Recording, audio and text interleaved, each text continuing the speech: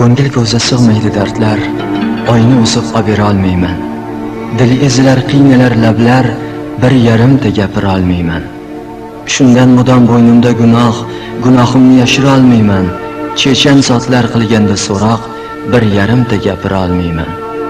Bir boshimda ming bir muddao, dadam ruhin chaqira olmayman.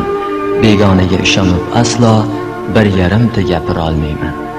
Mehr oqibat haqida jimjimador so'zlar bilan soatlab gapirishni hammamiz ham eplaymiz, ammo dunyodagi bitta samimiy do'stimiz bo'lgan onamizga ham oqibat qila olmasganmiz.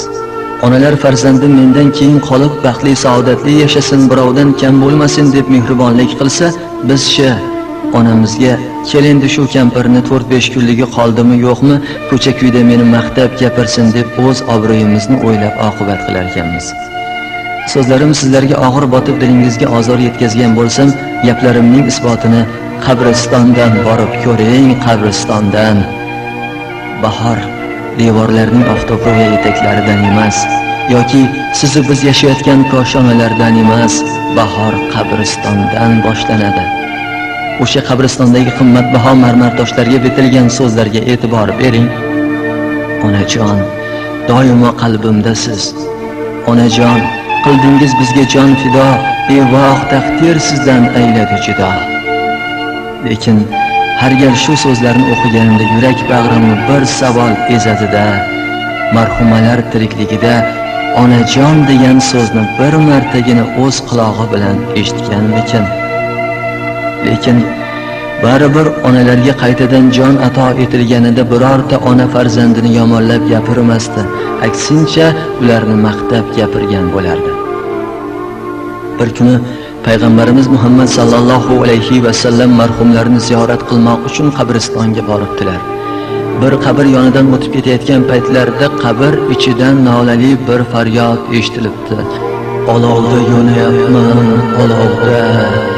Dardimni eshitmas Parvardigorim. Ortiga qaytdi-da payg'ambar shuvdan buyurdi Makkaning ahli joniga: qabristonga borib har bitta odam o'tirsin o'ziga tegishli qabr yoniga. Qarasa nolali qabr yoniga cho'k tushib o'tirmish mushtipar kampir.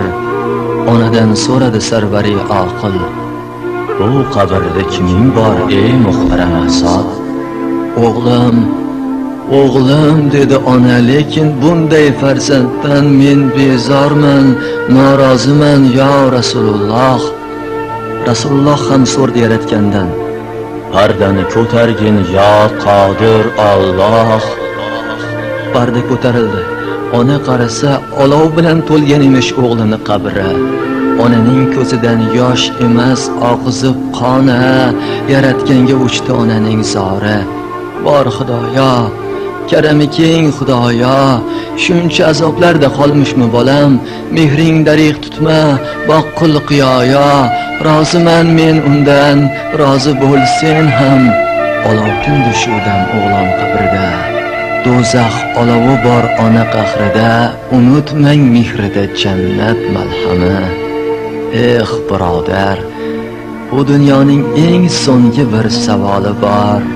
Seni qabriga qo'ygandan so'ng kimdir savol beradi: xaloyiq, marhum qanday odam edi?